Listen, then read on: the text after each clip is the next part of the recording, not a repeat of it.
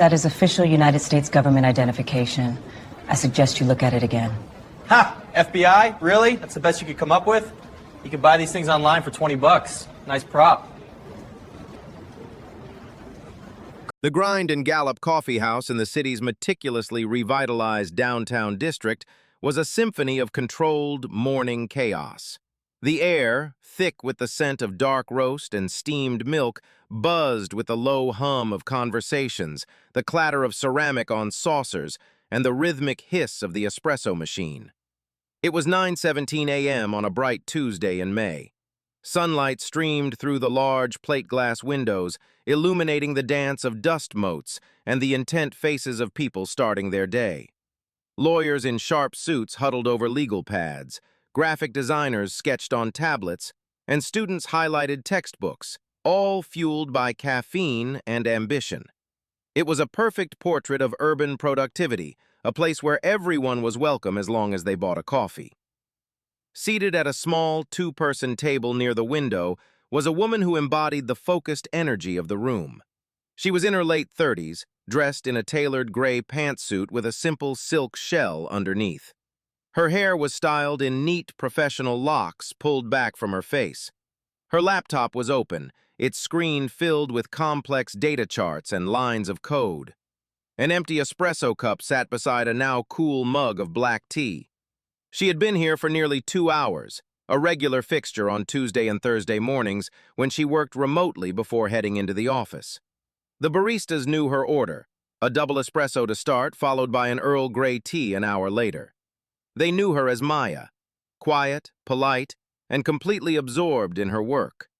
She was just another face in the crowd, another professional utilizing the coffee shop as a third space between home and the office. This carefully maintained bubble of normalcy was punctured by the arrival of Officer Caden Thorne. He didn't stride in, he sauntered, a man who moved with the unearned confidence of someone who believes the world is his stage. At 34, Thorne still possessed the broad-shouldered build of the high school linebacker he once was, a physique that was beginning to soften around the middle. He had a square jaw, closely cropped sandy blonde hair, and pale blue eyes that seemed to constantly scan for infractions. He ordered a large black coffee, his voice a little too loud for the space, and while waiting, his gaze swept across the patrons. It was a look of casual assessment that quickly curdled into something else when it landed on Maya Sterling. He saw a black woman. He saw an expensive laptop. He saw a sharp suit. He saw her sitting alone, occupying a table. In his mind, these disparate facts were not a portrait of a professional at work. They were a collection of suspicious data points that didn't compute. He had seen her here before, he vaguely recalled, and the familiarity bred not comfort but suspicion. Why was she always here? How could she afford that laptop? Who was she really? The questions were born from a deep well of unexamined bias, a worldview where certain people looked out of place in certain settings. With his coffee in hand, he walked over to her table, his boots making a heavy, deliberate sound on the polished concrete floor. He stood over her, casting a shadow that fell across her keyboard. Maya didn't look up immediately, her fingers still flying across the keys, finishing a line of code. She assumed it was someone waiting for the table, though the cafe was busy, not completely full. "Ma'am," he said, the single word sharp and commanding. Maya finished her thought, hit save, and then looked up. She saw the uniform, the badge, the holstered weapon. Her expression remained neutral, a professional calm honed over years of high-stakes work. "Officer," she acknowledged with a slight nod. "Can I help you?" "I'm going to need you to pack up your things and leave," Thorne stated. It wasn't a request, it was an order. The directness of it was jarring. Maya's mind, trained to analyze threats and de-escalate confrontations, immediately began processing the variables. She looked around. No one else was being asked to leave. The man at the next table had been nursing the same cold brew for an hour and was just scrolling through his phone. A group of students had been camped out at a larger table for even longer than she had. "I'm sorry, is there a problem?" she asked, her voice even and calm. She had paid for her drinks. She wasn't being loud or disruptive. She was the model customer. "The problem is you've been here for a couple of hours," Thorne said, his tone dripping with condescension. "This isn't a library. Management has a policy about loitering. You're taking up a table that paying customers could be using." Maya glanced at her 2 empty cups. "I am a paying customer, officer. I've purchased 2 drinks, and I intended to buy lunch in about 30 minutes. Is the manager the one making this complaint?"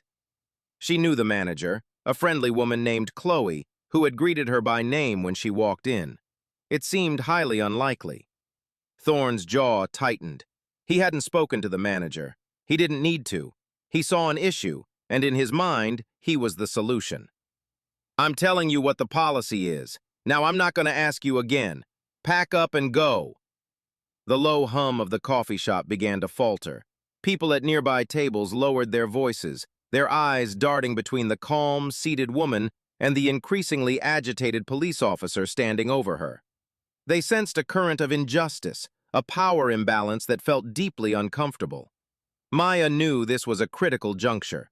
She could comply, pack her things, and walk away from the humiliation. Or she could stand her ground, not out of pride, but out of a fundamental principle that she had a right to be there, a right she had spent her entire career defending for others.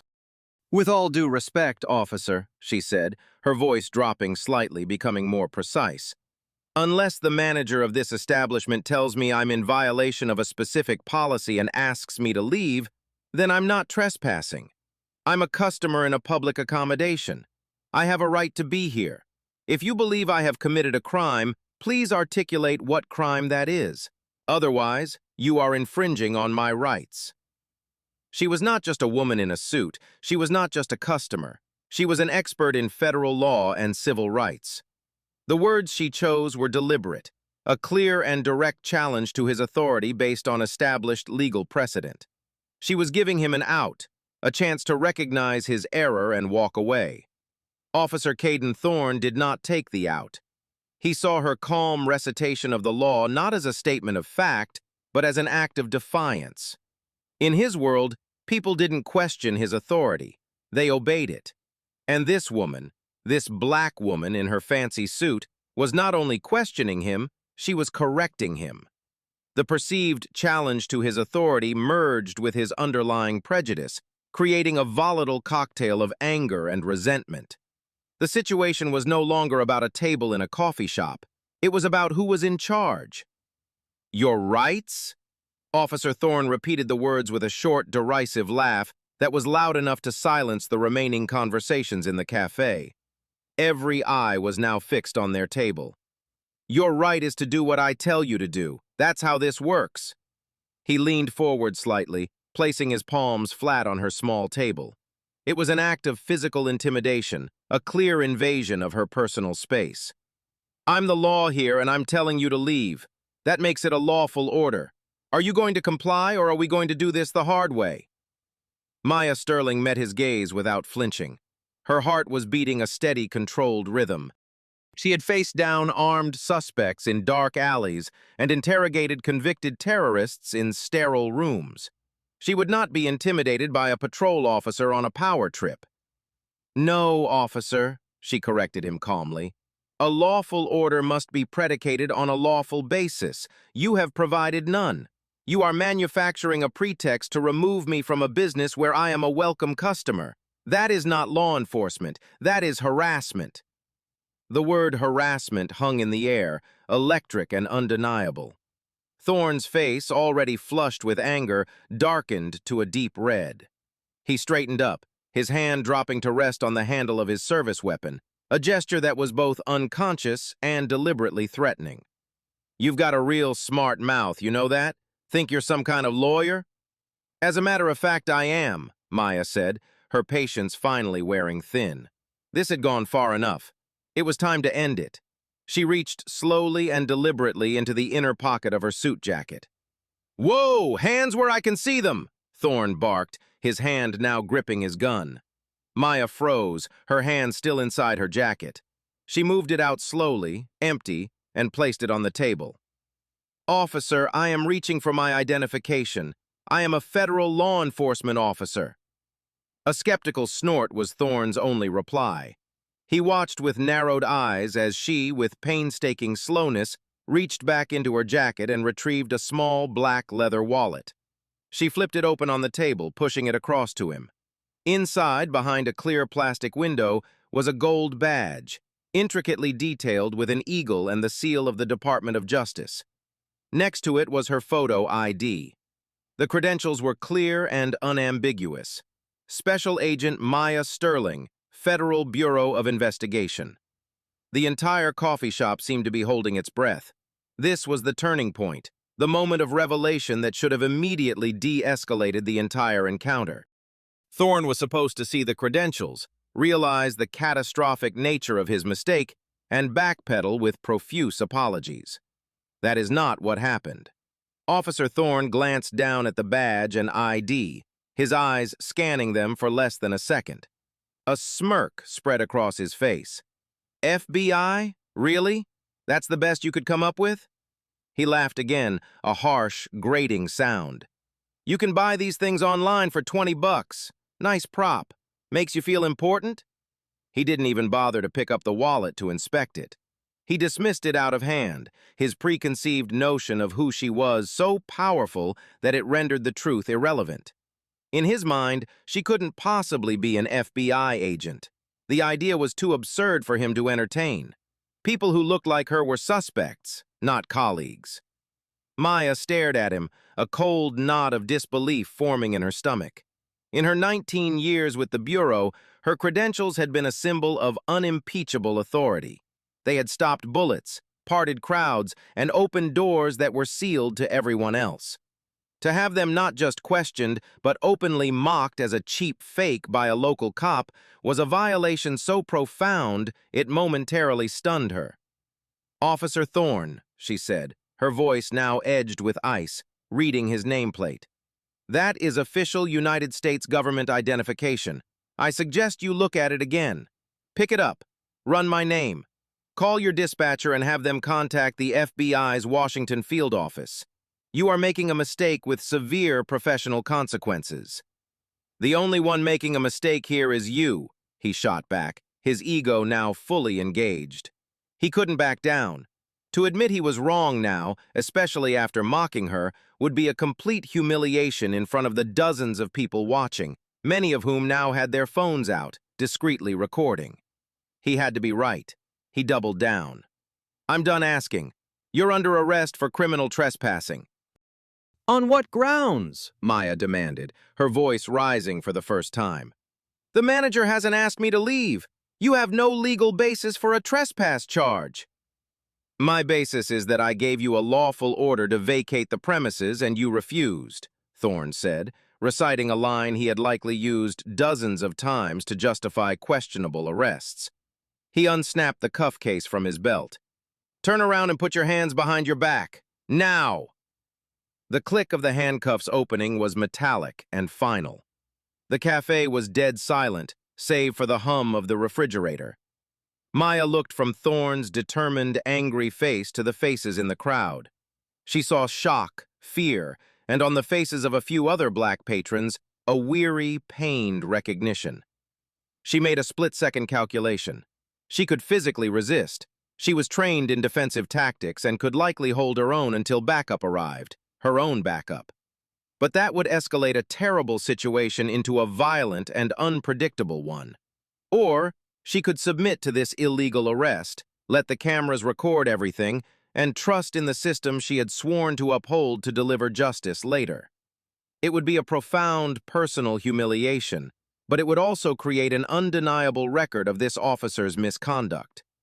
With a deep, steadying breath, she chose the latter. "I am not resisting," she said, her voice loud and clear for the benefit of the recording phones. "But let the record show this is an unlawful arrest of a federal officer in the course of her duties. I am being detained without probable cause." She stood up slowly, turned, and placed her hands behind her back. Thorne roughly grabbed her wrists, his grip unnecessarily tight, and cinched the cold steel of the handcuffs around them. A collective gasp went through the room. A well-dressed professional, a federal agent, was being arrested in a bright, sunny coffee shop for the crime of working on her laptop. As Thorne began to march her toward the door, past the stunned faces of the other customers, Maya caught the eye of the barista, a young woman with tears welling in her eyes. The humiliation was a burning fire in her chest, but beneath it, a cold, hard resolve was already beginning to form. Officer Caden Thorne thought he was closing a case. He had no idea he had just started a war. To understand the steel in Maya Sterling's spine as she was led out of the grind and gallop in handcuffs, you have to understand where she came from. She wasn't born into a world of federal authority and legal precedent. She was forged in the Lincoln Heights neighborhood of Northeast D.C., a community that, during her childhood in the 1990s, was an epicenter of the city's crack cocaine epidemic. It was a place of stark contrasts, where the deep-rooted love of families and the vibrant culture of block parties existed alongside the daily threat of violence and the systemic neglect of city services. Her father, Samuel Sterling, was an auto mechanic who could diagnose a faulty transmission by sound alone. He worked 12-hour days, his hands permanently stained with grease, to provide for his family. He taught Maya the value of discipline and the logic of systems. "Everything has a reason, Maya," he'd say, pointing to a car engine. "You just have to be patient enough to find it." Her mother, Eleanor, was a librarian for the D.C. Public Library System, a woman who believed books were fortifications against ignorance and despair. She filled their small row house with stories of heroes, explorers, and detectives, teaching Maya that intelligence and courage were the most powerful weapons a person could possess.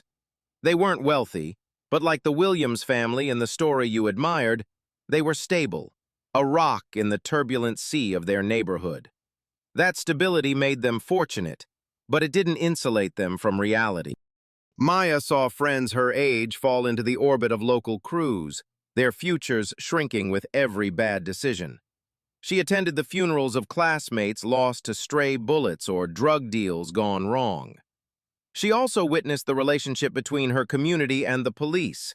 She saw officers who treated every resident as a potential suspect, who conducted stops with flimsy justification, and who spoke with a tone of casual disrespect that eroded trust one encounter at a time. But she also saw the few who coached the youth basketball league or knew the neighborhood matriarchs by name. She learned early that law enforcement was a human institution, capable of both great good and great harm, often depending on the character of the individual wearing the badge. Her parents were relentless about one thing. Education was the only way out and the only way up. Samuel worked weekends fixing cars off the books to afford the tuition for a private high school across town, a place with better resources and fewer distractions. Eleanor spent every evening with Maya at the kitchen table, drilling her on math problems and helping her diagram complex sentences. They weren't just teaching her subjects, they were teaching her how to think critically, how to build an argument, and how to see the world not just as it was, but as it should be. Maya didn't just survive in her new school, she excelled. She had the discipline from her father and the intellectual curiosity from her mother. She joined the debate team, where she discovered she had a talent for dismantling weak arguments and a passion for advocating for a just position. She graduated as valedictorian with a 4.0 GPA, earning a full academic scholarship to Howard University, the prestigious HBCU that was just a few miles but a world away from Lincoln Heights. At Howard, she majored in political science and computer science, a dual track that was unusual at the time.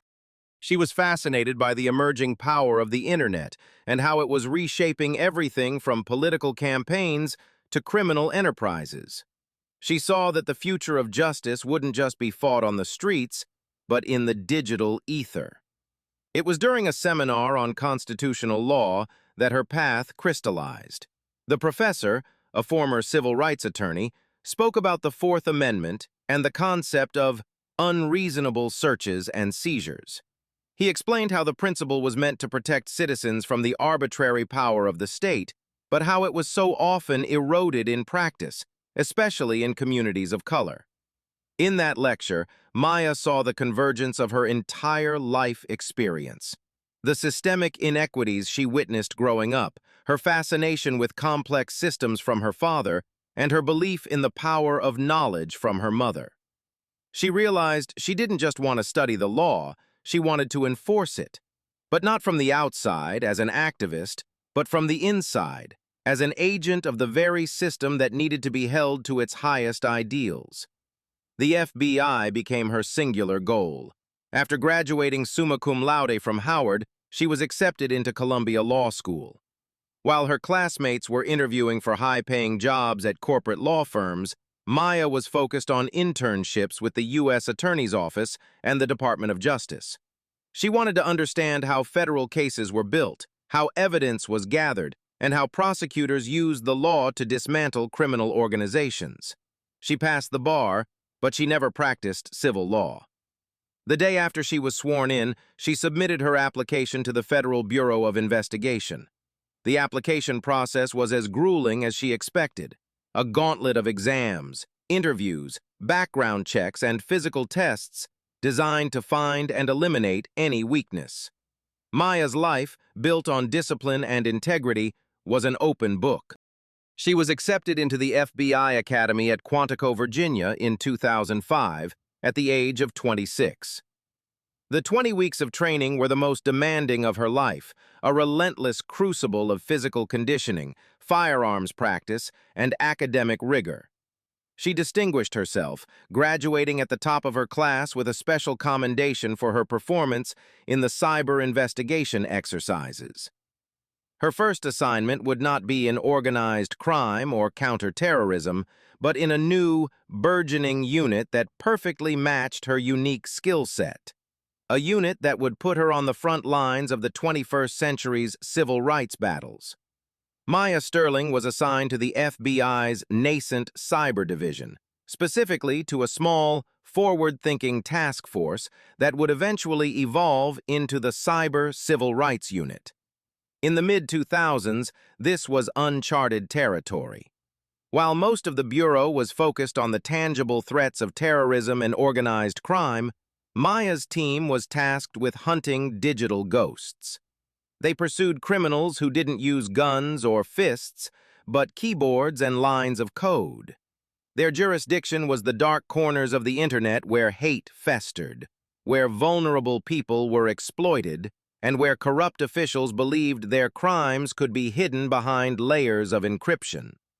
Her dual background in computer science and law made her uniquely suited for this work. She understood not only the constitutional principles being violated, but also the technical means by which those violations were being committed. For her first few years, she cut her teeth on cases of online fraud and identity theft, learning the fundamentals of digital forensics. She learned how to trace IP addresses through anonymizing proxies, how to recover deleted data from hard drives, and how to follow the faintest digital breadcrumbs to their source. She was meticulous, patient, and had an intuitive grasp of how data flowed and where it could be hidden. Her breakthrough came in 2009 with Operation Doxfall, a shadowy online group fueled by a white supremacist ideology had been systematically doxing, maliciously publishing the private information of Black journalists, academics, and civil rights activists. They posted home addresses, phone numbers, and the names of their children, leading to a relentless campaign of harassment and death threats that silenced critics and terrorized families. Local police departments were helpless. The perpetrators were anonymous, their servers were overseas, and their methods were sophisticated. Maya led the technical side of the investigation. For 6 months, she lived inside the group's digital infrastructure. She created undercover profiles, infiltrated their private forums, and slowly gained their trust. She analyzed their metadata, tracked their cryptocurrency transactions, and exploited a single, tiny flaw in their server's security protocol. It was the digital equivalent of finding a loose thread and patiently pulling until the entire criminal enterprise unraveled. Her work led to the identification of the group's 13 core members, scattered across 7 states. The subsequent raids, executed simultaneously at 6 a.m. on a cold November morning, resulted in the seizure of dozens of computers and the arrests of the entire leadership. It was the first major federal prosecution of a domestic extremist group for organized online harassment, and it set a new legal precedent. Maya Sterling, at just 30 years old, was the architect of that victory. Her reputation grew. She became the Bureau's go-to agent for the most complex cyber civil rights cases. She led the investigation that dismantled a human trafficking ring that used encrypted messaging apps and the dark web to advertise and sell young women. Maya's team didn't just rescue the victims. They built a digital trap that ensnared the traffickers, the website operators, and the so-called Johns who fueled the demand. The case resulted in 32 federal indictments and prison sentences ranging from 20 years to life. She also developed a particular expertise in an area most agents found professionally perilous: investigating corruption within other law enforcement agencies. These cases were politically sensitive and required an almost surgical precision. In 2017, she supervised an investigation into a sheriff's department in rural Georgia. The department had been systematically using traffic stops as a pretext to illegally seize cash and property, primarily from Black and Hispanic drivers under civil asset forfeiture laws. The sheriff and his deputies were funneling the money into an off-the-books slush fund. The case was a fortress of lies and falsified reports. The deputies' body cameras were always malfunctioning during the seizures. The paper records were a mess, but they had made one mistake. They used a proprietary software system to log the seized assets. Maya's team found a back door in the software's server logs. They discovered the original unaltered records, which showed a clear pattern of racial targeting and theft. They cross-referenced the logs with the deputies' GPS data from their patrol cars, proving they were lying about the locations of the stops. The digital evidence was irrefutable. The sheriff and 4 of his top deputies were convicted of racketeering and deprivation of rights under color of law. Police unions and law and order politicians despised her. They accused her of being on a witch hunt, of unfairly targeting the men and women in blue. Maya ignored the noise. She had seen firsthand in her own neighborhood how the misconduct of a few corrupt officers could destroy the credibility of an entire department. She believed that holding law enforcement accountable to the Constitution was not an anti-police act. It was the most pro-police act imaginable, because it restored the public's trust, which was the only thing that allowed good officers to do their jobs safely and effectively.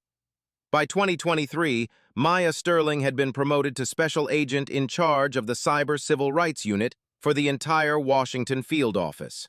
She supervised a team of 60 agents and analysts working on the nation's most sensitive cases of online extremism, public corruption, and hate crimes. She briefed the FBI director and the Attorney General. She testified before Senate subcommittees on the evolving threats of domestic terrorism. Her career was a testament to her brilliance and dedication. She was one of the highest-ranking Black women in the Bureau, a trailblazer who had shattered glass ceilings and redefined what was possible. And that Tuesday morning, all of that training, all of that experience, all of that authority was meant to be distilled into the unimpeachable power of her badge and credentials. She was wearing her standard work attire, heading to a high-level briefing with the Department of Homeland Security after a few hours of focused work at her favorite coffee shop. She was the embodiment of federal law enforcement. And in the mind of Officer Caden Thorne, none of it mattered. Caden Thorne was not a monster. In his own mind, he was one of the good guys, a thin blue line separating order from chaos. But his worldview had been forged in a crucible of resentment and shaped by an echo chamber that confirmed his deepest biases. At 34, he was a man haunted by the ghost of the person he thought he was supposed to become. He grew up in a working-class suburb an hour outside the city, a town where the Friday night lights of the high school football stadium were the center of the universe. Caden had been the star quarterback, a local hero who led the team to a state championship his senior year. He was strong, confident, and revered. For a fleeting moment, his future seemed limitless. But the college scholarships that came were for small Division II schools, not the major programs he had dreamed of. He went away for a year, but he wasn't the star anymore. He was just another player, and without the constant adoration he was used to, his motivation crumbled. He dropped out after 2 semesters and came home, adrift and bitter. Policing was the family business. His father was a retired police sergeant. His uncle was a detective, and 2 of his cousins were on the force. It was a world they understood, a world with a clear hierarchy, a uniform that commanded respect, and a mission that felt important. For Caden, joining the force wasn't a calling. It was a fallback, a way to reclaim some of the authority and status he had lost after his football career ended.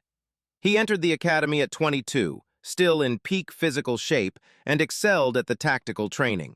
He could shoot straight, handle a physical confrontation, and drive a patrol car with skill. What he struggled with were the other parts of the job: de-escalation, community engagement, and constitutional law. He saw the world in binary terms: cops and civilians, good guys and bad guys, us and them. The nuances of probable cause and reasonable suspicion were inconvenient legal jargon that got in the way of real police work. He learned early on that as long as his arrest numbers were good and he didn't cause any major scandals, his supervisors would look the other way on minor complaints. His father's advice had been simple: always be in charge. Never let them see you hesitate. You control the street, or the street controls you. For Caden, control meant demanding immediate, unquestioning compliance. Anyone who talked back, asked questions, or cited their rights was, by definition, a problem. They were obstructing, and they needed to be put in their place. Over his 12 years on the force, Caden Thorne accumulated a service record that was, on the surface, unremarkable. He had a handful of commendations for arrests, but he also had a trail of citizen complaints.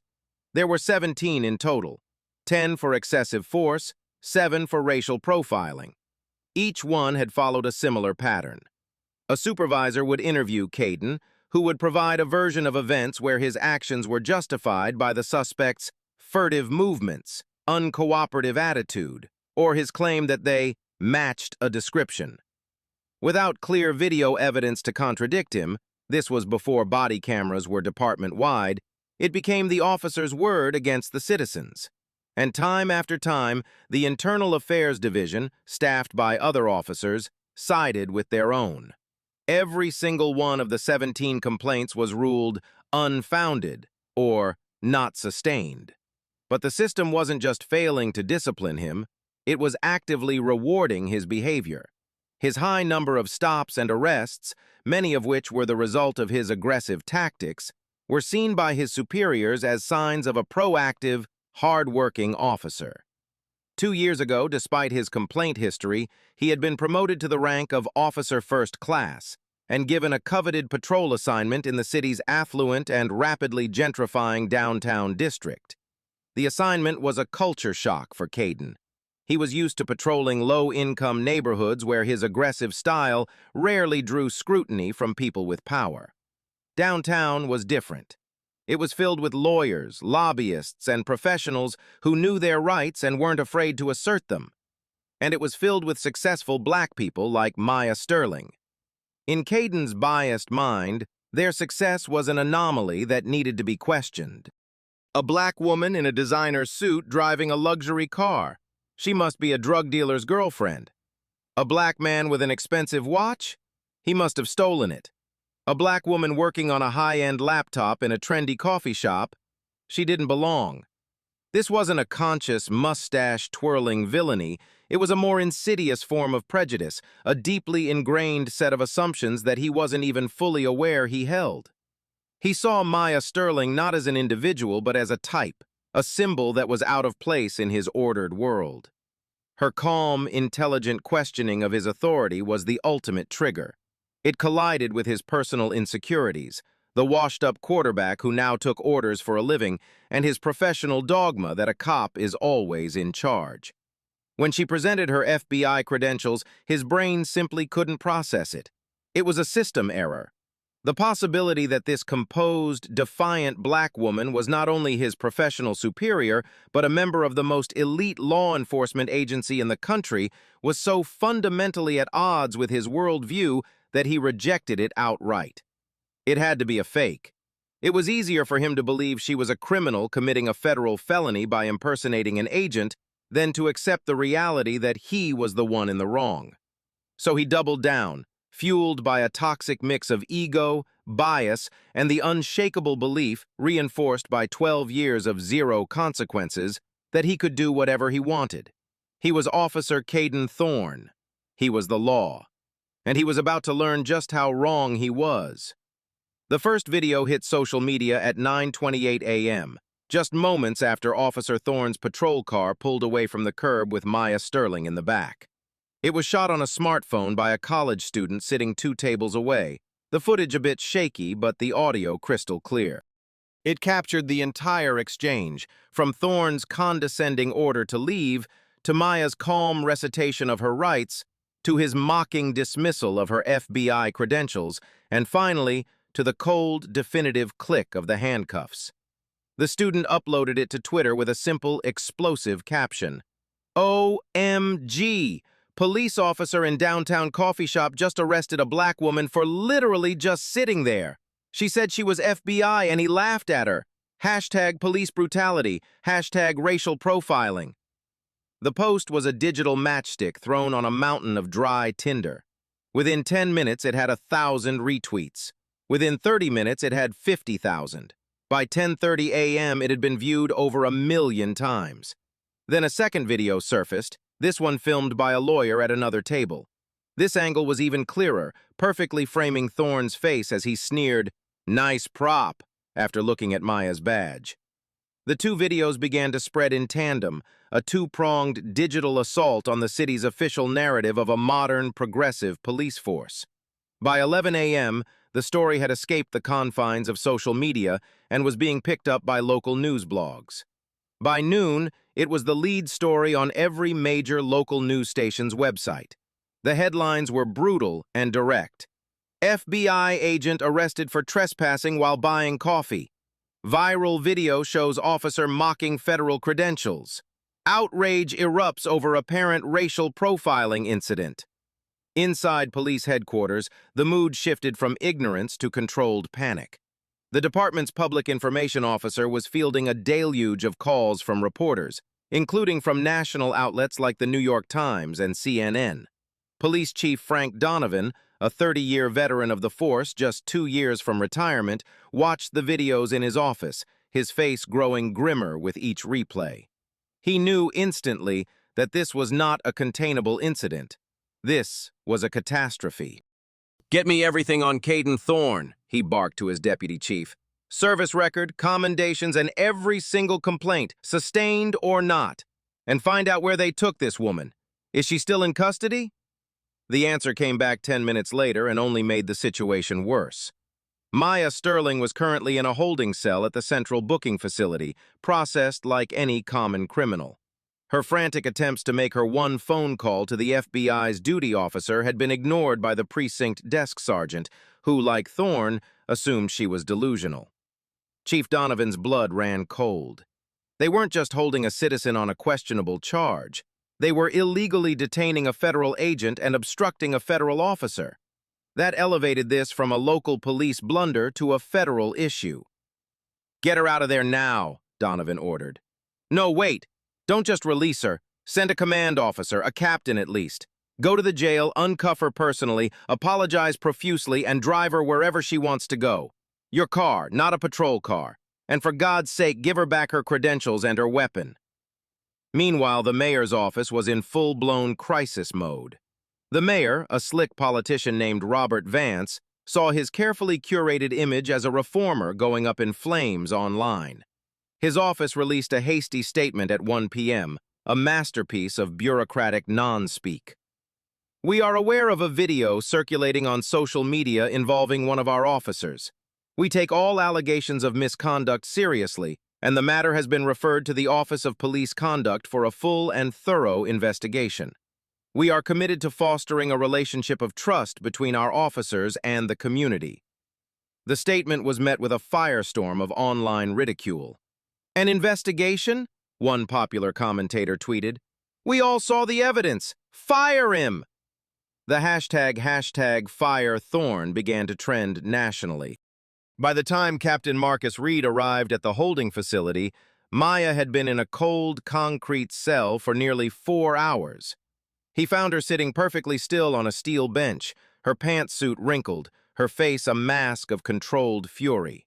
Captain Reed, a black man who had seen his share of departmental misconduct, had the decency to look ashamed. Special Agent Sterling, he began, his voice heavy with regret. On behalf of the entire department, I want to offer our deepest, most sincere apologies.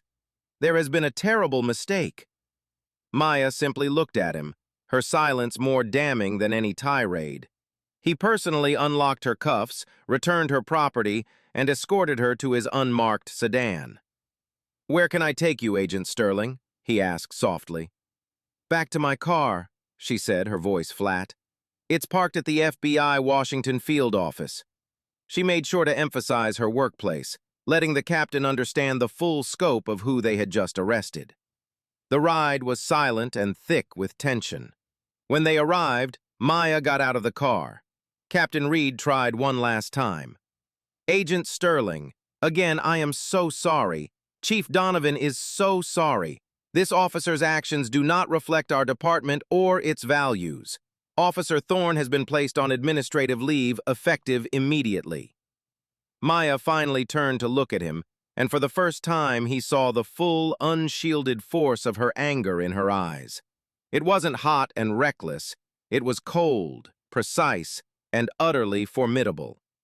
Captain, she said, your department's values are not what you say they are.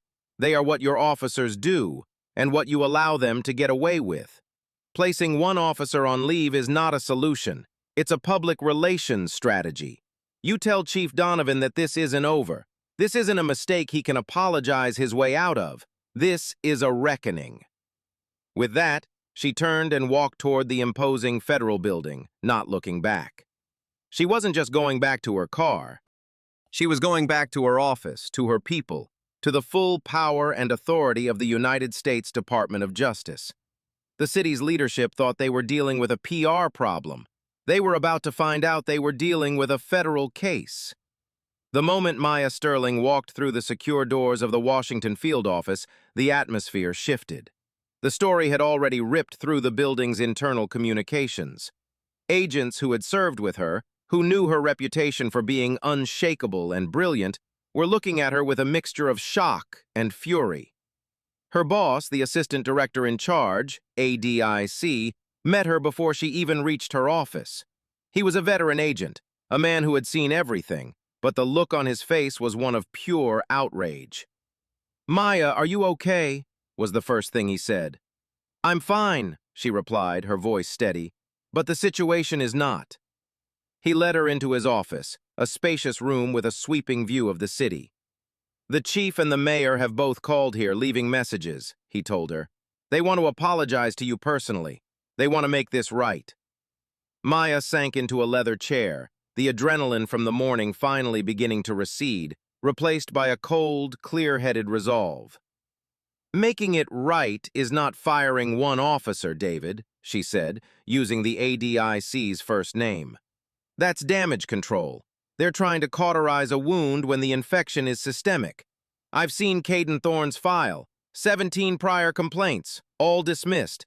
He wasn't a good cop who had a bad day. He was a bad cop who had never had a day of consequences." The ADIC nodded slowly. He knew she was right. "So what do you want to do? The Bureau will back you, whatever you decide. We can refer it to the DOJ's Civil Rights Division for a criminal investigation into Thorne. We can go public and condemn the department's actions. You name it." Maya looked out the window at the city below. She thought about the faces in the coffee shop, the fear, the anger, the weary resignation. She thought about all the people who had been in her position, stopped, harassed, arrested on flimsy pretexts. but who didn't have a gold FBI badge to eventually save them. They didn't have the ADIC of the Washington field office on speed dial. Their wrongful arrests didn't become national news. They became quiet, soul-crushing humiliations, statistics in a broken system. "We're going to do all of that," she said, turning back to face him. "But it's not enough. A criminal prosecution gets one bad apple. I'm interested in the tree that grew him, the rot in the roots." She leaned forward. "I'm filing a civil rights lawsuit, not just against Thorne, but against the city. And I'm not asking for $1 from myself. I'm asking for a consent decree. I want federally mandated, court-enforced institutional reform."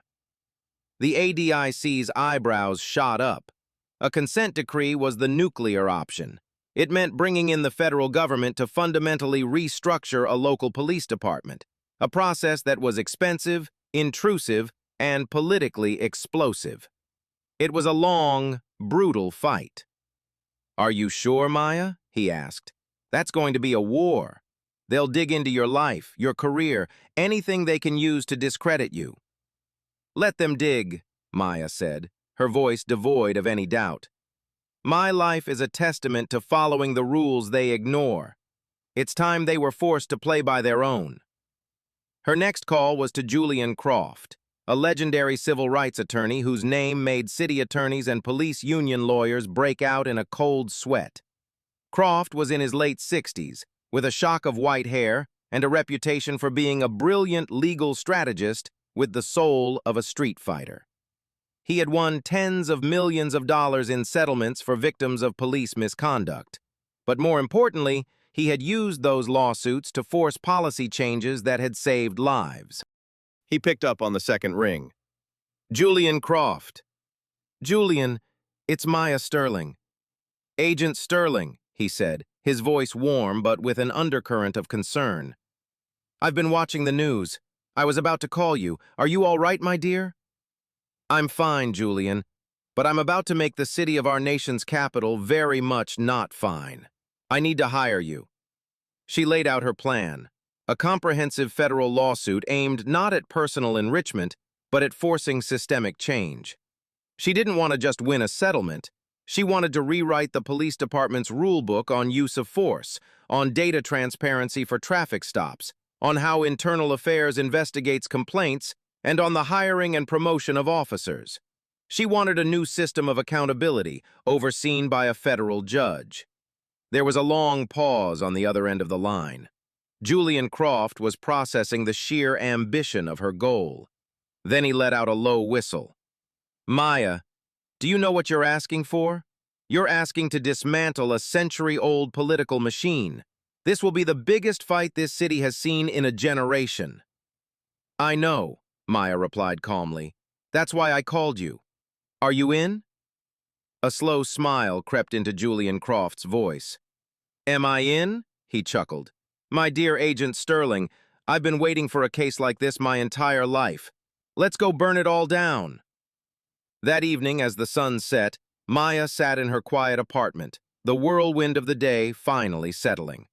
Her phone buzzed incessantly with texts and calls from friends, family, and colleagues. The news was still playing her story on a loop, but she felt a profound sense of calm. The humiliation of the morning had been forged into a weapon. Her personal violation had been transformed into a public cause. She had made a vow not just to herself, but to every person who had ever been mistreated by someone with a badge and a gun. She would not rest until she had secured not just justice for herself, but a new promise of accountability for everyone. The city thought they had arrested a lone woman. They had no idea they had just created their most formidable adversary. Within 48 hours, the story of Maya Sterling's arrest was no longer a local news item. It was a national obsession. The viral videos had become ubiquitous, playing on a constant loop on cable news networks from CNN to Fox News. Morning talk shows dissected the footage, with hosts and panelists expressing universal shock and condemnation. The image of a decorated black female FBI agent being cuffed and led away from a coffee shop became a powerful, indelible symbol of a nation still grappling with its deepest-seated issues of race and policing. The narrative was irresistible. It cut through the usual political polarization because it was so flagrantly, undeniably wrong. On the right, commentators who typically defended law enforcement found it impossible to justify Thorne's actions. They framed it as a case of one bad apple who had disrespected a fellow officer. On the left, activists and academics pointed to the incident as a textbook example of systemic racism, arguing that if this could happen to a powerful federal agent, what hope did an ordinary black citizen have? For once, both sides agreed on the basic fact: an injustice had occurred. They only disagreed on the cause and the scale of the problem. Civil rights organizations from the NAACP to the ACLU issued scathing statements. The National Organization of Black Law Enforcement Executives, NOBLE, called the incident an affront to every officer of color who wears a badge, and demanded a full federal investigation. Congressional representatives from both parties began calling for hearings on police conduct and accountability. The pressure on Mayor Vance and Chief Donovan became immense. Their initial strategy of containing the story with platitudes and promises of an internal investigation had failed spectacularly. The city was now being judged on a national stage, and it was being found wanting. Mayor Vance, desperate to regain control of the narrative, scheduled a major press conference. He stood at a podium, flanked by a stone-faced Chief Donovan and other city leaders. He began by offering a direct public apology to Special Agent Sterling. "What happened to Agent Sterling was unacceptable, and it has no place in our city," Vance said, his voice heavy with practiced solemnity. "Officer Thorne's actions were a betrayal of his oath and the trust we place in our police officers. He has been suspended without pay, and I have instructed the chief to initiate termination proceedings." It was a significant concession, but it was too little too late. The first question from the press corps cut right to the heart of the matter. "Mayor Vance, you call this a betrayal, but records show Officer Thorne had 17 prior complaints for similar behavior that were all dismissed.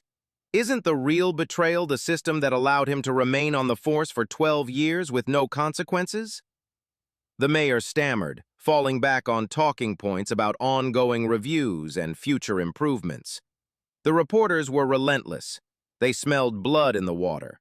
For the next 30 minutes, they peppered the mayor and the chief with questions about internal affairs, about racial bias in traffic stop data, and about the police union's contract, which made it notoriously difficult to fire problematic officers.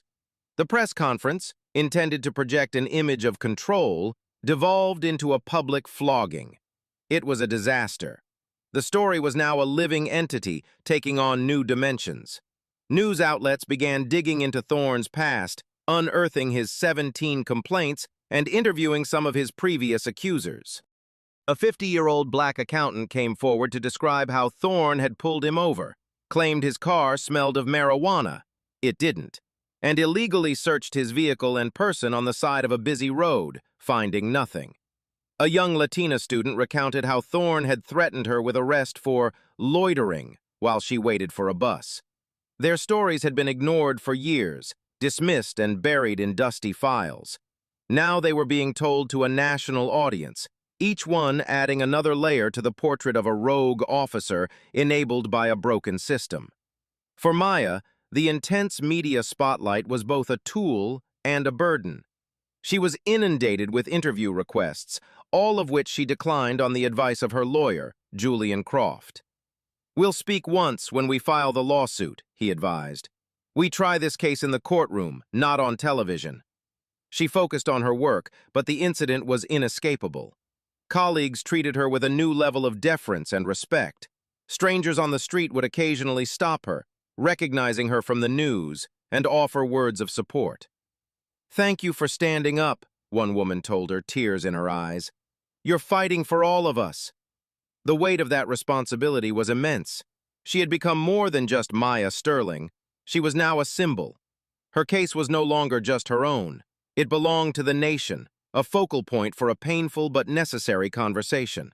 A city was being judged, its flaws and hypocrisies laid bare for all to see. And in the quiet moments, Maya knew that the outcome of her fight would have repercussions far beyond the city limits. It would send a message, one way or another, about whether accountability was truly possible, or whether justice in America was still dependent on the color of your skin and the power of your badge. While the court of public opinion was delivering a swift and damning verdict, a much more powerful legal apparatus was grinding into motion. Maya Sterling's formal complaint, filed the afternoon of her release, landed on the desk of the U.S. Attorney General. It was accompanied by a direct internal report from the FBI director himself, outlining the illegal detention of a federal agent and the potential for systemic civil rights violations within the city's police department. This was no longer a matter that could be handled internally or with public apologies. A line had been crossed. 1 week after the incident at the Grind and Gallup, the Department of Justice held its own press conference in Washington, D.C. The Assistant Attorney General for the Civil Rights Division, a formidable woman named Alana Reeves, stepped to the podium. Unlike the city's disastrous press event, this one was brief, direct, and radiated federal authority. The Department of Justice is committed to ensuring that all citizens are protected by the Constitution and that law enforcement agencies across the country conduct their duties in a lawful and non-discriminatory manner, Reeves began, her voice calm and authoritative. We have reviewed preliminary evidence concerning the arrest of a federal officer last week, as well as broader allegations of misconduct within the Metropolitan Police Department. The information is deeply troubling. She paused for effect, letting the weight of her words settle on the assembled press. Therefore, today I am announcing that the Civil Rights Division is opening a pattern or practice investigation into the Metropolitan Police Department. This investigation will be thorough, fair, and independent. We will examine the department's policies and practices regarding stops, searches, arrests, and use of force.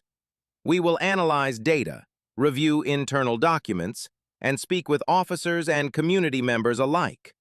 Our goal is to determine whether the department has engaged in a pattern or practice of conduct that deprives individuals of their rights under the Constitution and federal law. The announcement was a bombshell. A pattern or practice investigation was the most powerful tool the DOJ had to reform local police departments. It meant that federal investigators, lawyers, and data scientists would descend upon the city and conduct a top-to-bottom audit of its police force. They would have the power to subpoena documents, compel testimony, and access every internal file the department possessed. For Mayor Vance and Chief Donovan, this was their worst nightmare realized. Their local problem had officially become a federal takeover. They would no longer be investigating themselves. They were now the subjects of an investigation by the most powerful law enforcement agency in the world. Their public statements pledged full cooperation, but privately, they were in a panic. They knew what a federal probe would likely find. They knew where the skeletons were buried. Within days, the first wave of DOJ officials arrived at police headquarters. They weren't police officers, they were lawyers and analysts, dressed in conservative business suits, who set up a secure workspace in a large conference room. Their presence was a constant, unnerving reminder that the department was under a microscope. Their initial requests were sweeping. They wanted 5 years of traffic and pedestrian stop data, broken down by race, gender, and location. They wanted every citizen complaint filed in the last decade, along with the complete internal affairs investigation files for each one.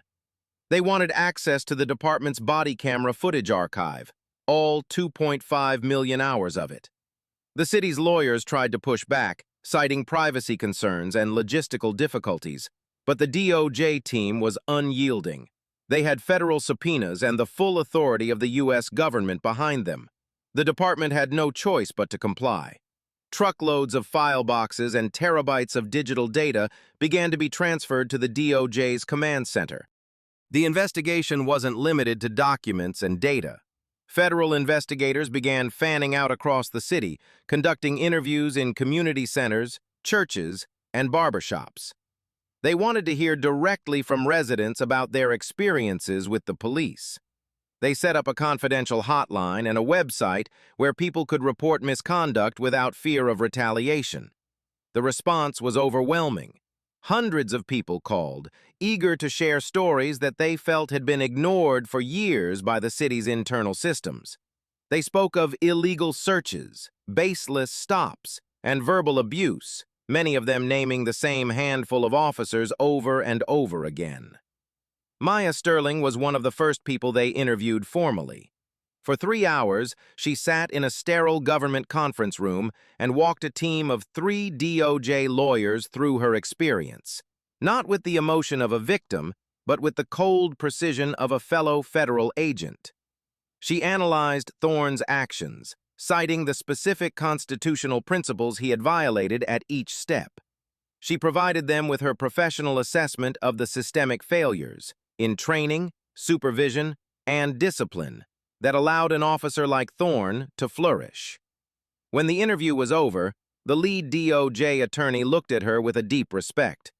"Agent Sterling," he said, "your case was the catalyst, but what we're already starting to find, it's bigger than just one officer. It's a culture. You've opened a door, and I promise you, we are not going to close it until we've seen everything on the other side." Maya left the meeting feeling a sense of grim satisfaction. Her lawsuit was still moving forward, but this was different. This was the full weight of the federal government, her government, stepping in to hold a powerful local institution accountable. The battle for reform had now opened on 2 fronts: Julian Croft's civil suit and the DOJ's massive investigation. The city was besieged, its secrets being unearthed one file, one interview, one data point at a time. The reckoning she had promised was no longer a threat, it was a reality. For 6 months, the city held its breath as the Department of Justice conducted its exhaustive investigation. The team of federal lawyers and analysts worked with a relentless, quiet efficiency, sifting through mountains of data and documents in their secure command post. While the city's politicians tried to assure the public that the investigation would find only isolated issues, those inside the police department knew what was coming. It was a slow-motion car crash they were powerless to stop. In late November, the DOJ released its findings. It came in the form of a 194-page report, a document that was not a sensational exposé, but a cold, methodical, and utterly devastating indictment of the Metropolitan Police Department. It was a masterpiece of data-driven analysis, stripping away all the excuses and rhetoric and leaving only the stark, undeniable numbers. The report didn't just suggest a problem, it proved a pattern. The key findings were staggering. Federal investigators had analyzed over 800,000 pedestrian and vehicle stops made by the department's officers over the previous 5 years. The data revealed a profound racial disparity that could not be explained by crime rates or neighborhood demographics. Black residents, who made up 45% of the city's population, were the subjects of 72% of all stops. In the city's wealthiest and predominantly white neighborhoods, black drivers were stopped at a rate 9 times higher than white drivers. The report delved into the justifications officers provided for these stops. The phrase, "matched a suspect description," was used in 38% of stops involving black individuals, but in only 7% of stops involving white individuals. The DOJ's team then did what the department's own Internal Affairs Division had never bothered to do. They cross-referenced these claims with actual 911 call logs and dispatch records. They found that in over 85% of cases where an officer claimed a black person matched a description, there was no corresponding dispatch call or credible description to match. The justification was a fabrication, a pretext used to initiate a stop based on race. The search data was equally damning. Officers were 4 times more likely to conduct a search during a stop of a black person than a white person. However, the hit rate, the percentage of searches that actually found illegal contraband, was inverted. Contraband was found in only 6% of searches of black individuals, compared to 24% of searches of white individuals. The statistics painted a clear picture. Officers were searching black people based on a much lower threshold of suspicion, a practice the report called a fishing expedition that systematically violates the Fourth Amendment rights of the city's black residents. The report then turned to Officer Caden Thorne, presenting him as Case Study A, the inevitable outcome of a failed accountability system. His personal statistics were even more appalling than the department-wide numbers. Over his 12-year career, Thorne had made 2,147 discretionary stops not related to a dispatch call. Of those, 1,982, a staggering 92.3%, were of black individuals. He had used the matched description justification 521 times. The DOJ found a legitimate corresponding record for only 19 of them. The other 502 were, in the report's blunt language, demonstrably false. But the investigation had uncovered something even more sinister. The DOJ's analysts used advanced software to cross-reference Thorne's written incident reports with his body camera footage. They found a consistent pattern of deception. In dozens of cases, Thorne would write in his report that a suspect made a furtive movement toward their waistband, or appeared nervous and agitated, to justify a pat-down or a search. The body camera footage would show the exact opposite, a citizen standing perfectly still, with their hands in the air, speaking calmly. Caden Thorne had been systematically lying in official police reports for years to provide legal cover for his unconstitutional actions. And no one, not his sergeant, not his lieutenant, not internal affairs, had ever bothered to check his footage against his reports.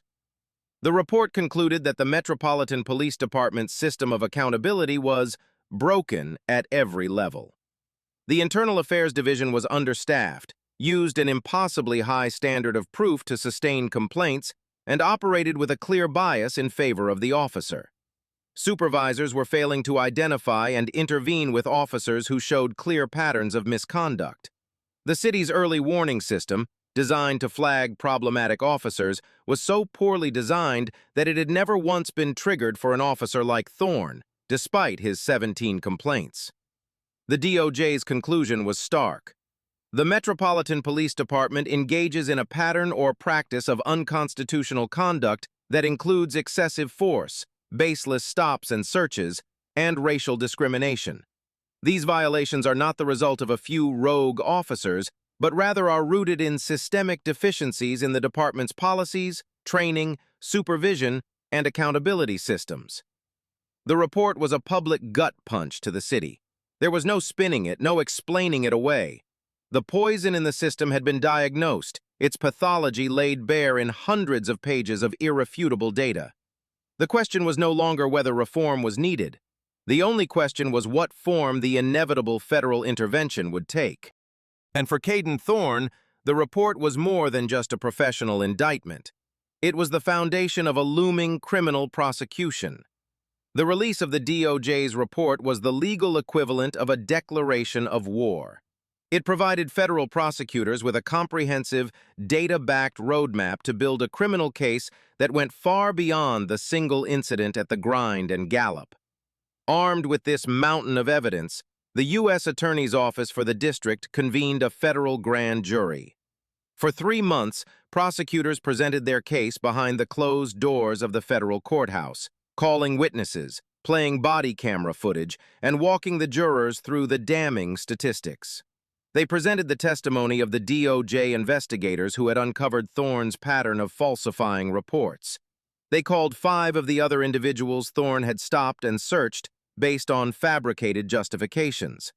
A high school principal, a registered nurse, a software developer, all of whom had filed complaints that were subsequently ignored.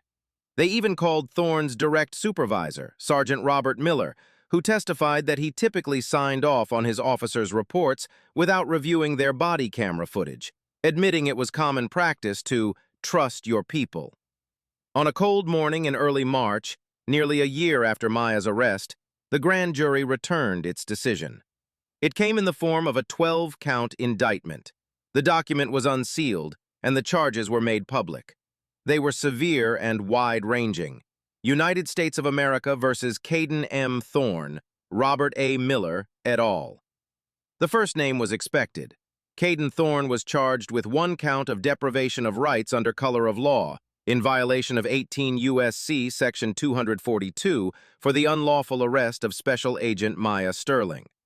He faced an additional 5 counts of the same charge for the other victims whose cases were now being prosecuted. He was also charged with 5 counts of filing false police reports, a federal crime under 18 U.S.C. Section 1001 for the lies the DOJ had uncovered in his official statements. Each of those counts carried a potential sentence of 5 years in prison. But the indictment didn't stop with Thorne. The grand jury had followed the chain of command, seeking to hold accountable not just the officer who committed the acts, but the system that enabled him. Sergeant Robert Miller, Thorne's supervisor, was also indicted. He was charged with 1 count of conspiracy to obstruct justice. The prosecution argued that by rubber stamping Thorne's false reports for years without any meaningful review, and by failing to act on the clear pattern of racially biased stops, he had actively conspired to cover up Thorne's constitutional violations. He was also charged with misprision of a felony for having knowledge of Thorne's crimes, specifically his false reports, and willfully failing to report them to the proper authorities. The indictment went even higher. 2 investigators from the Internal Affairs Division, who had personally handled and dismissed 7 of the complaints against Thorne, were charged with conspiracy to obstruct justice. The prosecutors had found emails between the 2 investigators in which they mocked some of the complainants and agreed to clear Thorne's cases quickly to reduce their workload. The emails were a smoking gun, proving their intent was not to investigate, but to protect a fellow officer. And in a move that sent shockwaves through the department's leadership, the grand jury also indicted the assistant chief of patrol, a man named Marcus Dunn. The investigation had revealed that 3 years prior, a statistical report showing Thorne as a high-risk outlier for racially disparate stops had been presented to Dunn. Instead of ordering an intervention or a full review of Thorne's conduct, Dunn had scrawled, "No action needed at this time," on the report, and promoted Thorne 2 months later. He was charged with a single powerful count of conspiracy to obstruct justice, with the government arguing that his deliberate inaction was part of the broader conspiracy to allow Thorne's misconduct to continue unchecked. 5 men were indicted in total, from a street cop to a member of the department's high command. The message from the federal government was unmistakable. Accountability would not stop at the bottom rung of the ladder. The era of plausible deniability for supervisors was over. Willful blindness was now being treated as criminal conspiracy. The morning the indictments were unsealed, FBI agents arrived at the homes of the 5 men and arrested them. The sight of Caden Thorne, the man who had so arrogantly placed Maya Sterling in handcuffs, being led away in handcuffs himself, was a moment of profound karmic justice that was not lost on the media. News helicopters captured the images, broadcasting them across the country. For Maya, the news of the indictments brought a solemn sense of validation. Her personal ordeal had led to this moment. Her refusal to accept a quiet apology had resulted in the system being forced to confront not just one officer's actions, but the entire culture of impunity that had protected him. The criminal trial would be the next, and perhaps most difficult chapter. But for the first time in a year, it felt like the arc of the moral universe, long and stubborn, was finally beginning to bend toward justice. The trial of United States versus Thorne et al. Began in early September, presided over by U.S. District Judge Evelyn Morrison, a jurist known for her sharp intellect and no-nonsense demeanor.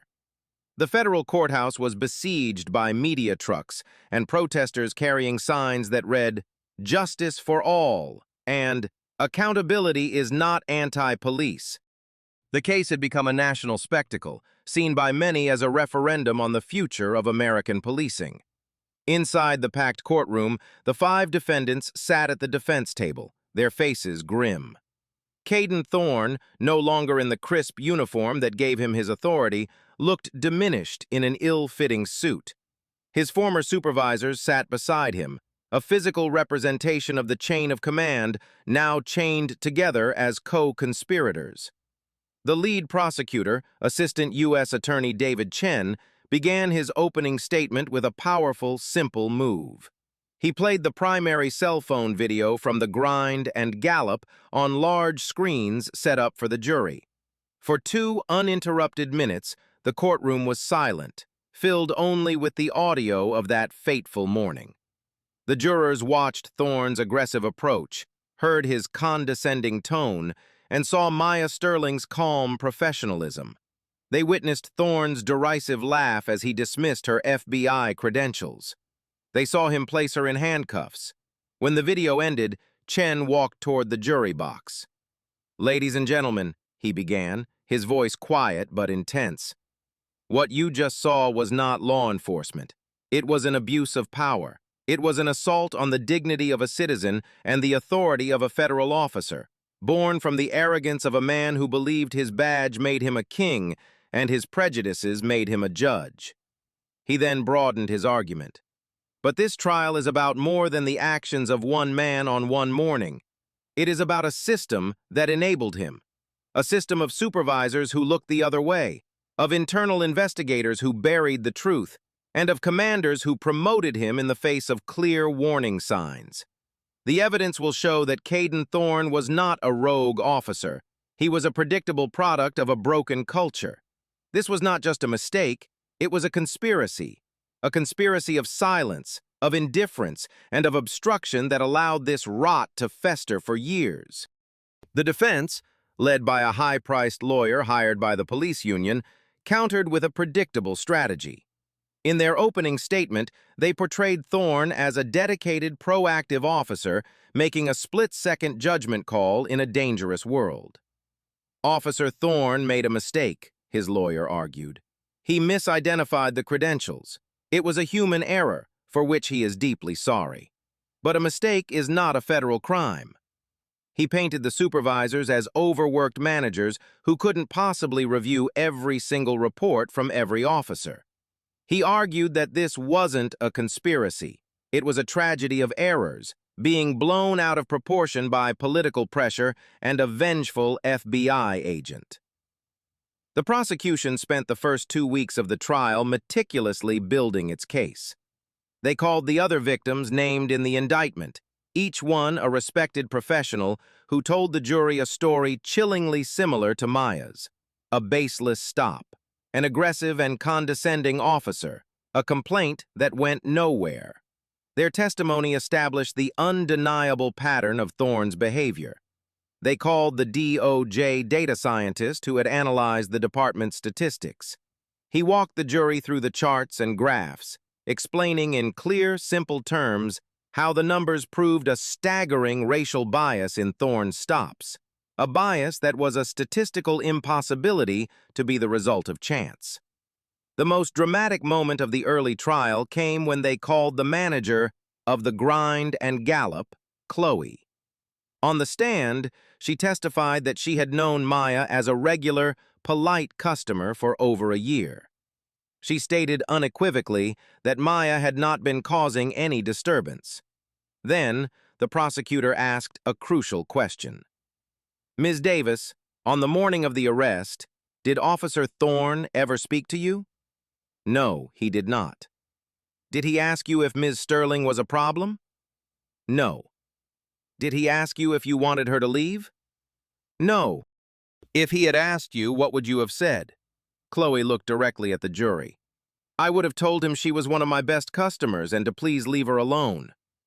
Her testimony completely dismantled the legal pretext for the arrest. The trespass charge was predicated on the idea that Maya was unwanted in the establishment. The manager's own words proved that was a lie. It showed that Thorne had not been acting on behalf of the business. He had been acting solely on his own prejudice. As the first phase of the trial concluded, the prosecution had laid a powerful foundation. They had used videos, victims, and data to corner Caden Thorne. They had shown the jury not just what he did to Maya Sterling, but how he had been doing it to people for his entire career. Now they were ready to call their star witness, the woman whose quiet courage had started it all. The stage was set for Special Agent Maya Sterling to take the stand. The day Maya Sterling was scheduled to testify, a line of people snaked from the courthouse doors down the block. The courtroom was filled to capacity, a tense silence falling over the spectators as she walked to the witness stand. She was dressed in a simple, dark blue suit, her demeanor calm and composed. She looked not like a victim, but like the federal agent she was, prepared and resolute. She was sworn in, her voice clear and steady as she took the oath. For the next 6 hours, guided by the prosecutor's questions, she gave a masterclass in poise and precision. She walked the jury through the events of that morning, not with overt emotion, but with the detailed, factual recall of a trained investigator. She described Thorne's approach, his tone, his exact words. She explained her own actions at each step, grounding her responses in her knowledge of the law and police procedure. "When Officer Thorne ordered me to leave, why didn't you just comply?" the prosecutor asked. "Because I had a constitutional right to be there," Maya stated calmly. "I was a paying customer in a place of public accommodation, and I had broken no laws. To comply with an unlawful order would be to concede that my rights are conditional, something a police officer can grant or revoke at his whim. They are not. They are guaranteed." The prosecutor then had her explain her credentials to the jury. He handed her an exemplar of her FBI badge and ID. "Agent Sterling, please describe the security features of this identification." For the next 10 minutes, Maya detailed the holographic overlays, the microprinting, the embedded smart chip, and the specific weight and feel of the badge. "It is designed to be immediately recognizable and virtually impossible to convincingly replicate," she explained. "Any trained law enforcement officer should be able to identify it as authentic within seconds." The questioning then turned to the core of the case against the other defendants. "Agent Sterling, in your 19 years with the FBI, have you had experience with internal affairs systems?" "Yes, extensive experience. In my work on public corruption cases, I have audited the accountability systems of more than a dozen police departments." "And in your expert opinion, what does a record of 17 complaints, all dismissed against a single officer, indicate?" The defense attorney leaped to his feet. "Objection! Calls for speculation." "Overruled," Judge Morrison said curtly. "The witness has been established as an expert in this area. She may answer." Maya looked at the jury. A record like that indicates one of two things. Either that one officer is the unluckiest, most falsely accused officer in the history of the department, or the accountability system designed to investigate him is fundamentally broken. It shows a systemic failure to recognize a clear pattern of misconduct. The cross-examination was the moment the defense had been waiting for, their chance to crack her composure and paint her as arrogant and vindictive. Thorne's lawyer, a bulldog of a man named Frank Russo, approached the stand. "Agent Sterling," he began, his voice dripping with sarcasm, "you're a pretty important person, aren't you? Special agent in charge, FBI?" "I hold a position of responsibility, yes," Maya replied evenly. "And you expect people to respect that, don't you? You expect a street cop to just know who you are and bow down?" "I expect a police officer to respect the rights of every citizen, regardless of who they are," she countered. "My position is irrelevant to that fundamental duty." Russo tried to twist her words. "So you admit you were defiant? You questioned his authority. You escalated the situation by arguing with him, didn't you?" "I did not escalate," Maya said, her voice firm. "I asserted my constitutional rights. I asked for the legal basis for his order. That is not defiance. It is the cornerstone of a free society. The only person who escalated the situation was Officer Thorne, who responded to a legal question with a threat, and then with an unlawful arrest." For over an hour, Russo tried every trick in the book. He tried to bait her, to twist her words, to make her seem like an arrogant federal agent looking down on a humble local cop. But he failed. Maya never lost her composure. She answered every question with facts, law, and an unshakable dignity. She was not just the prosecution's star witness, she was a living embodiment of the justice system at its best, a stark contrast to the corruption and bias she was there to describe. Her final exchange with the prosecutor sealed it. "Agent Sterling, why did you feel it was necessary to bring this lawsuit and testify in this trial?" She paused, and for the first time a flicker of deep emotion crossed her face. She made eye contact with the jurors, one by one. "Because I was one of the lucky ones," she said, her voice dropping to an almost reverent hush. "When I was arrested, it became a national story because of my title. But the truth is, what happened to me that morning happens to people in this country every single day. People who don't have a badge and credentials to fall back on. People who don't have the resources to fight back. They are arrested. They get a criminal record. They lose their jobs, their reputations, their faith in the system. I'm here because Officer Thorne's actions were not just an offense against me. They were an offense against the Constitution I swore an oath to defend. And I have a duty to see that oath through." When she stepped down from the stand, the courtroom was utterly silent. The jury looked on, their faces a mixture of awe and anger. Maya Sterling had not just testified, she had held a mirror up to the defendants and to the entire system, forcing them to see the ugly truth of their actions. After the monumental impact of Maya Sterling's testimony, the defense case seemed doomed before it even began. Their strategy was one of damage control and misdirection, an attempt to muddy the waters and create a sliver of reasonable doubt in the minds of the jurors. It was a desperate effort that unraveled quickly under the weight of the prosecution's evidence. Their first and most crucial witness was Caden Thorne himself. Taking the stand in his own defense, he was a study in coached contrition. He spoke in a soft, apologetic tone, a stark contrast to the aggressive officer seen in the viral videos. His lawyer gently guided him through a narrative where he was a well-intentioned officer who had simply made a terrible error in judgment.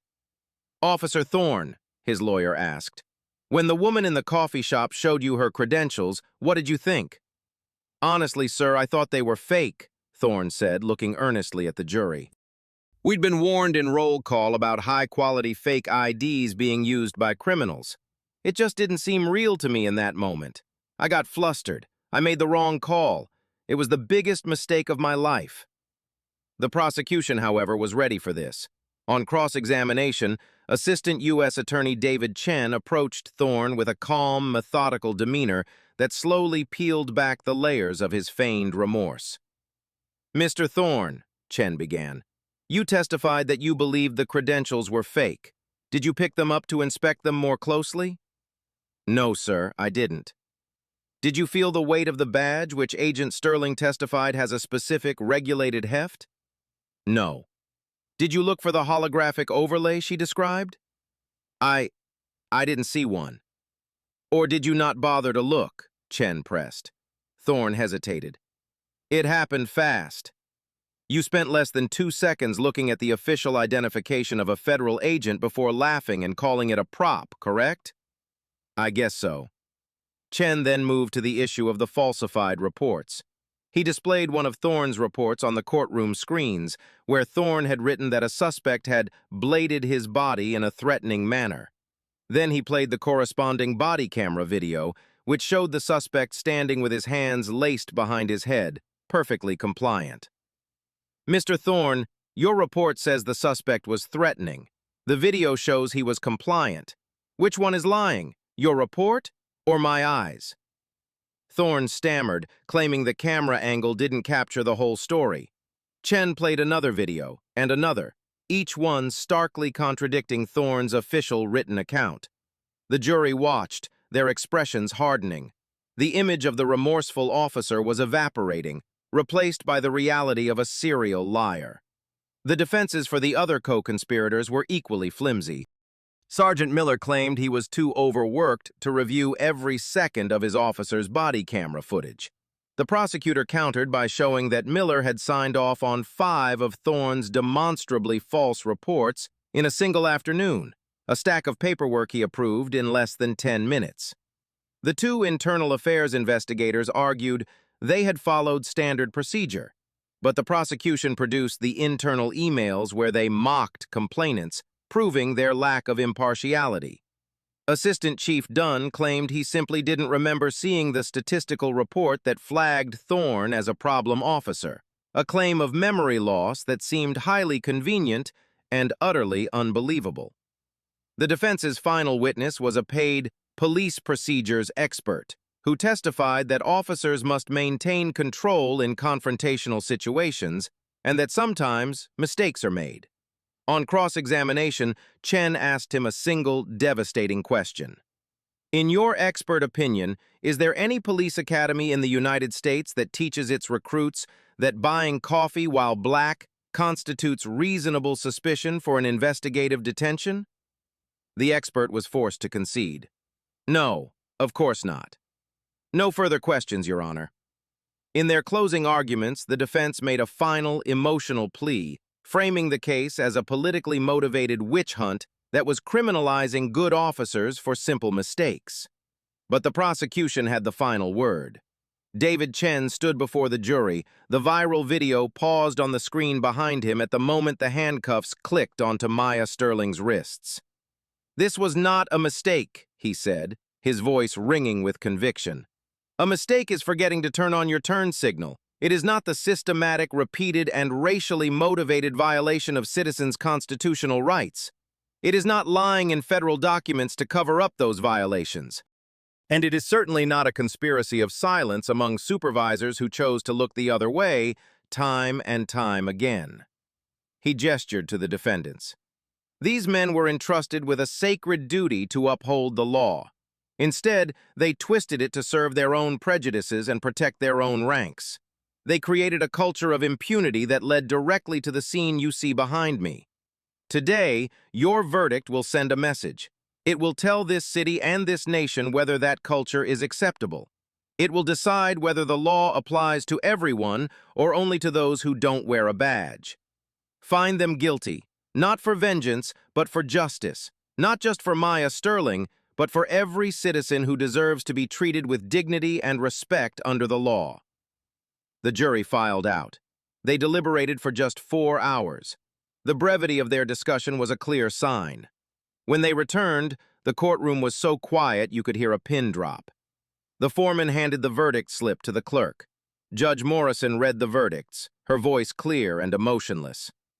On count 1, deprivation of rights under color of law, as to the defendant Caden M. Thorne, we, the jury, find the defendant guilty. A quiet gasp went through the courtroom. On count 2, guilty.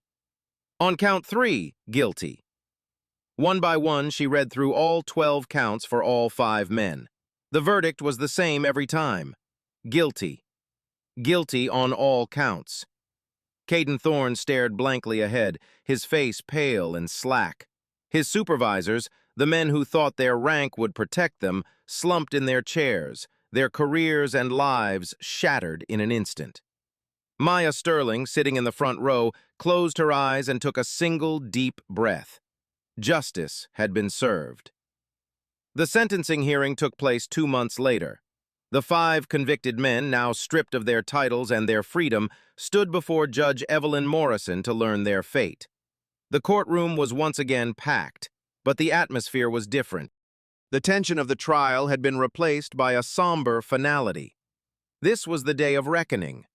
Judge Morrison, looking down from her bench, did not mince words. She addressed each man individually, her voice a calm but powerful instrument of judicial authority. She began with Caden Thorne.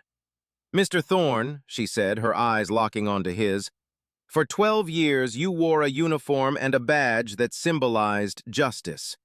But you used them as a shield for your own prejudice and a sword against the very people you swore to protect. You did not just unlawfully arrest Special Agent Sterling, you assaulted the core principles of our Constitution. You lied in official reports, you betrayed your oath, and you eroded the community's trust in law enforcement with every biased stop and illegal search. You were not a protector. You were a predator hiding in plain sight. She paused, letting the weight of her words fill the silence. The sentencing guidelines recommend a sentence of 10 to 12 years. However, given the egregious and repeated nature of your offenses and the profound abuse of your authority, this court finds that a higher sentence is warranted. It is the sentence of this court that you shall be committed to the custody of the Bureau of Prisons for a term of 15 years. A ripple of shock went through the courtroom. 15 years. It was a sentence more commonly associated with violent felonies than with police misconduct. It was a clear and unambiguous message. Judge Morrison then turned to Thorne's supervisors. She sentenced Sergeant Miller to 5 years in prison for his role in rubber-stamping the false reports. The 2 internal affairs investigators each received 3-year sentences for their conspiracy to obstruct justice. Finally, she addressed former Assistant Chief Dunn, the highest-ranking officer. "Mr. Dunn," she said, her voice laced with disappointment, "you were in a position of command. You had the power and the responsibility to stop this. You were given the data, you saw the warning signs, and you chose to do nothing. Your inaction was not a passive mistake. It was an active choice, a choice to protect a corrupt system over the public you served. In some ways, your crime is the most profound, for it came from the highest levels of leadership. You will serve a term of 8 years in federal prison." As the convicted men were led away in handcuffs by U.S. Marshals, the civil phase of the battle was reaching its conclusion. Faced with the damning evidence from the DOJ report and the criminal convictions, the city had no leverage to fight Maya Sterling's lawsuit. Their attorneys knew that if they went to trial, a jury would likely award a settlement of catastrophic proportions. Julian Croft, Maya's lawyer, negotiated from a position of absolute strength. He wasn't just after money, he was after change, and he had the power to demand it. The city agreed to settle the case for $5.6 million, the largest civil rights settlement for a single incident of police misconduct in the city's history. But the money was almost an afterthought. The real victory was in the attached consent decree, a binding, court-enforced agreement that would fundamentally reshape the police department. It became known colloquially as the Sterling Mandates. The reforms were sweeping and comprehensive. A new use of force policy, drastically restricting the use of chokeholds and requiring that deadly force be used only as a last resort against an imminent threat. Independent civilian oversight. The creation of a new, fully funded civilian oversight board with the power to conduct its own investigations into police misconduct and the authority to subpoena officers and documents. Data Transparency Portal. A public-facing online dashboard that provided real-time data on all police stops, searches, and uses of force, sortable by race, neighborhood, and officer. Overhaul of internal affairs. The entire IA division was to be disbanded and rebuilt, with at least 50% of its investigators being civilians with legal or investigative backgrounds, not sworn officers. Early Intervention System. Implementation of a new, data-driven early warning system designed by outside experts that would automatically flag officers who showed patterns of misconduct or racial bias, triggering a mandatory review and retraining. Body camera audits. A policy requiring supervisors to conduct random weekly audits of their officers' body camera footage to ensure compliance with the law and department policy. Federal monitoring. The entire reform process would be overseen by an independent, court-appointed federal monitor for a period of 10 years to ensure the city complied with every term of the agreement. At the press conference announcing the settlement, Maya Sterling stood beside Julian Croft. She announced that she would be donating the entire $5.6 million settlement to a newly created fund, the Sterling Foundation for Constitutional Policing, which would provide grants to civil rights organizations and support legal aid for victims of police abuse. "I did not begin this journey for money," Maya told the assembled reporters. "I did it because the badge I wear represents a promise of equal justice under the law. That promise was broken for me, and it has been broken for countless others. This settlement and the reforms it mandates are not an end. They are a beginning. They are a chance to rebuild a police department that truly protects and serves every member of this community. The price of corruption was paid today in years of lost freedom for those who betrayed their oath. The price of reform will be paid in the hard work of the days and years to come. We will be watching to make sure it gets paid in full." In the years that followed, the fallout from the arrest of Maya Sterling continued to reshape the city's landscape. Police Chief Frank Donovan resigned in disgrace just weeks after the sentencing. Mayor Vance, politically crippled by the scandal, chose not to run for re-election. The police union, weakened and exposed, was forced to renegotiate its contract, stripping out many of the clauses that had made it so difficult to discipline and fire rogue officers. The Sterling mandates were not just words on paper. They became the blueprint for a painful but necessary institutional transformation. The changes were not immediate or easy. There was resistance from some veteran officers who resented the new layers of oversight. But the combination of the federal monitor's unyielding pressure and a new generation of police leadership committed to reform gradually shifted the culture. The Data Transparency Portal became a powerful tool for community activists and journalists who could now track the performance of the department in near real time.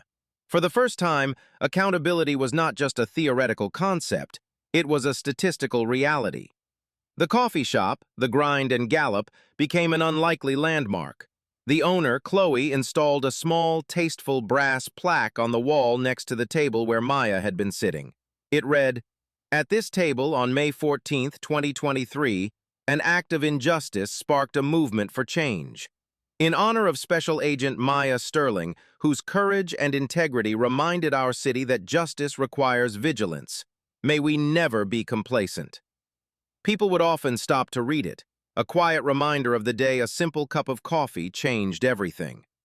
Caden Thorne is currently serving his 15-year sentence at a medium-security federal correctional institution. He will be eligible for parole in 2036. His law enforcement certification was permanently revoked, and his pension was forfeited to help pay for the city's settlement. He has reportedly expressed remorse in prison therapy sessions, but whether that remorse is genuine or simply the regret of being caught remains a matter of speculation. Maya Sterling's career at the FBI, far from being hindered by the ordeal, flourished. Her actions were seen within the Bureau as the ultimate embodiment of its motto: fidelity, bravery, integrity. In 2025, she was promoted to Assistant Director of the Cyber Division, overseeing all of the FBI's cyber investigations nationwide. She became one of the highest-ranking black women in the history of the Bureau, a powerful voice for both cutting-edge law enforcement and constitutional rights. She still worked remotely on Tuesdays and Thursdays sometimes, though she now favored a quiet tea shop a few blocks away from the Grind and Gallop. Her presence was a quiet symbol of resilience. She had refused to be driven away. The viral videos of her arrest are still online, now with over 100 million views. They are used as a training tool in police academies across the country, a stark case study of what not to do. They are analyzed in law school classrooms and dissected in sociology seminars, a permanent part of the digital fabric of the 21st century. They are a testament to how one moment, captured on camera, can expose a truth that an entire system has tried to hide. Maya Sterling had every advantage. She was an FBI agent, a lawyer, a person with immense institutional power and knowledge. And she was still arrested for doing nothing more than existing in a space where a biased officer thought she didn't belong. The case became a chilling reminder that racial profiling affects everyone, because it is not about what you do, it is about who you are. In the quiet aftermath, when the court battles are over and the headlines have faded, it's worth asking, What was truly broken inside Caden Thorne? His actions weren't born from a single evil impulse. They were the product of 1,000 small corrosions of character. Perhaps it began with the fading glory of his high school football days, a resentment for a world that no longer saw him as a hero.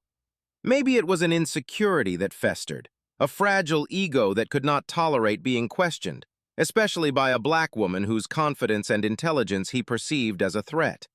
His prejudice was likely a lazy inheritance, an unexamined set of beliefs absorbed from his family and his professional echo chamber, a worldview where order meant enforcing a social hierarchy with him near the top. The system didn't create these flaws, but it rewarded them.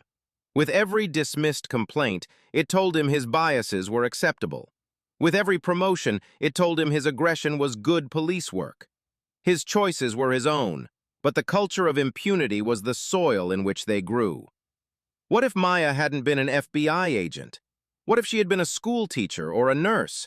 She might have a criminal record today, her life and career derailed by a false charge. What if there had been no smartphones recording, no digital witnesses to bear witness to the truth? It would have been her word against his, and for centuries that has been a battle black women have been forced to fight and lose. Her credentials didn't just save her, they illuminated a system that preys on the uncredentialed. Her story is a testament to the power of fighting back, but it is also a chilling reminder of the precariousness of justice for those without her power. The ultimate lesson is not one of despair, but of agency. Change is not inevitable, it is fought for. Accountability does not happen on its own, it is demanded. Maya Sterling's victory was not in the money or even in the prison sentences. It was in forcing a powerful institution to look in the mirror and confront the ugliness it had ignored for decades. It was in creating a set of rules, the Sterling mandates, that would protect countless others who would never know her name. It proved that one person, armed with courage, conviction, and a refusal to accept injustice, can bend the arc of history. What is your biggest takeaway from Maya's story? Do you believe true accountability is possible without external pressure like a federal investigation? Let me know your thoughts in the comments below. And if you believe in the power of one person to create change, hit that subscribe button.